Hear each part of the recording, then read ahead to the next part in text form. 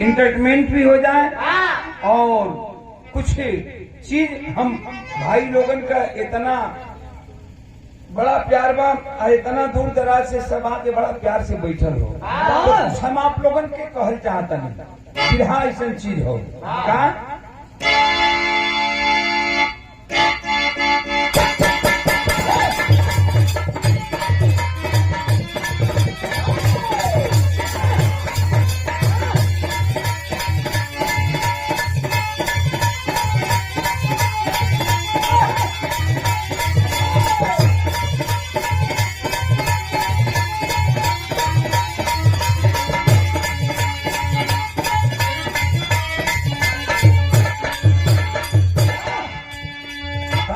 तमाम गीत निकलत हो, आप लोगन सुनत भी हुआ।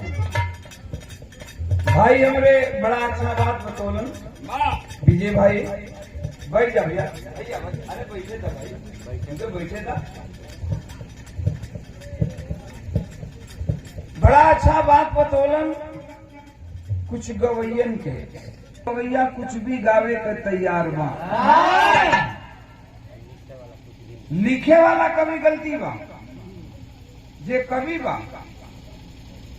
जितना नयका कवि हों भाई हो भाई भैया यहाँ मत तंजीर से जितना कवि हो नयका इनकर कवि भी बा, ये अपना के जल्दी से भक्त दे ऊपर आवे खातिर सब हमके जान जाए, कुछ भी लिखे के तैयारी, राइटर कुछ भी लिखे के तैयारी। तू पियावे लगा कि देखे लो देख ले बड़ा कौनो गवैया गावता कि वही रे जगैया दांते काट दिलन राजा जी। अरे कहे नहीं जी बीर से चाट देना राजा जी। तुहर कहीं का तरह तरह के गीत और तमाम गीत निकल बा। बड़ा गावता सो कि लहंगा में घुसल बा हजाम छुड़ा कैंची ले ना चुप रहो, ओकरा में कौन पट्टी छाटे के बा। देखिए बिरहा ही एक ऐसा विधा है, आज बिरहा कहां से कहां तक पहुंच गए भैया भैया भैया बाबू, बिरहा कहां से कहां तक पहुंच गए। हम लोगों ने कितना मेहनत किया है और आप लोग कितना प्यार दिए हैं। आज तक रिकॉर्ड है, मैं जिंदगी का रिकॉर्ड कहता हूं भोजपुरी कलाकारों के लिए। ये एक गर्व की बात है भोजपुरी समाज और भोजपुरी कलाकारों के लिए कि कोई भोजपुरी कलाकार बॉलीवुड तक जा करके हिंदी फिल्म में नहीं गाया था, लेकिन आप लोग के प्यार दुलार, अभी आप लोगों ने सुना हुआ भीड़ फिल्म जो भीड़ आई बा लॉकडाउन पर बना है और बॉलीवुड का सबसे मशहूर डायरेक्टर अनुभव सिन्हा जिन्होंने 100 करोड़ के बजट से शाहरुख खान और करीना कपूर को लेकर के रावण फिल्म बनाया, उन्हीं का फिल्म है भीड़। इसमें गाना गाए हैं, मुझे मौका मिला गाने के लिए और गाए, और केवल इसी गाने पर पूरा फिल्म है, एक ही गाना पर फिल्म है, पूरा पिक्चर में एक ही गाना बढ़ ले बा, एगो लोरी बा और यही गाना पर पूरा गाना जो कि आप लोगों ने सुनत हुआ भीड़ फिल्म में गौले बने। डॉक्टर सागर का लिखा हुआ गीत, म्यूजिक अनुराग साकिया म्यूजिक दिया है।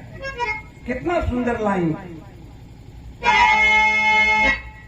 कि खूनवा पसीना सहरिया में भैया, खूनवा पसीना सहरिया में भैया, कौड़ी के भाव में बिकाइल बा। खूनवा पसीना सहरिया में भैया, कौड़ी के भाव में बिकाइल बा। चल उड़ चल सुगना गौवा की ओर, जहाँ माटी में सोना हेराइल बा। उड़ चल सुगना गौवा की ओर, जहाँ माटी में सोना हेराइल बा। अरे हम का बोले रहे कि भोजपुरी के गर्व के बात बा भोजपुरी समाज खातिर कि भोजपुरी हमने के हिंदी फिल्म में जाता थे लोग चॉइस करत खोजत भोजपुरी कहाँ चल गई। हम का बोले रहे जो इनकी हिंदुस्तान ना विदेश तक बजल सब लोग माई बहन बेटी एक जगह बैठ के सुने ये नहीं बोले रही।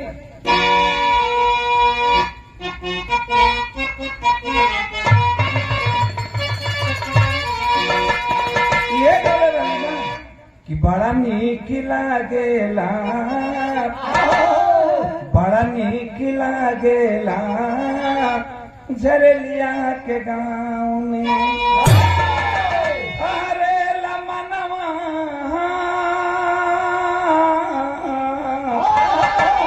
हरे लमनवा देखी देहाती हाव भाव में बड़ा नीक लागेला झरेलिया के गाँव में। हमार कहे कि ये मतलब आकि खाली सब छिनरिये भौजी कजरवा टिकुलिया ढोलिया जो बनवा ना सुने राइटर है जे तो कभी अच्छा गीत लिखे सिंगर है जे तो गायकों के बाखूबी से गावे तो सुनवैया जरूर सुनी ओकरा जरूर निकलेगी। मैं उस गायिका का तारीफ करता हूँ जो इस गीत को गाई है।